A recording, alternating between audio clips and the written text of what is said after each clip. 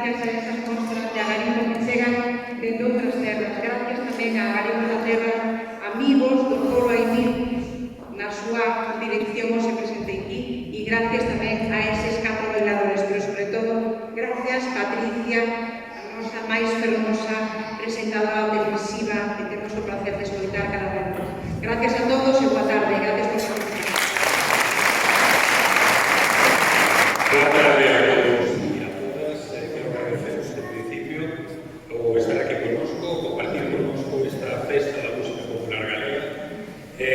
Agradecer, por suposto, a todos os que participaron neste evento, que xa vai por a súa 10ª edición, e que esperamos que dure 100 máis, por lo menos. Agradecer especialmente a Catherine Roda por vir a usarnos aquí o seu magnífico traballo, a Coral Torrada, por celebrar tamén connosco ese 100 aniversario, aos párrocos, a Jaime e Tomás, por cedernos este maravilloso espacio e por todas as facilidades que nos deron, ao Concello de Xinto, por apoiarnos sempre, e aos compañeiros de Foramil, que sin eles evidentemente nada disto sería posible. Nada, gracias por estar aquí e os convido xa a próxima edición, si non facemos algo antes. Muchísimas gracias.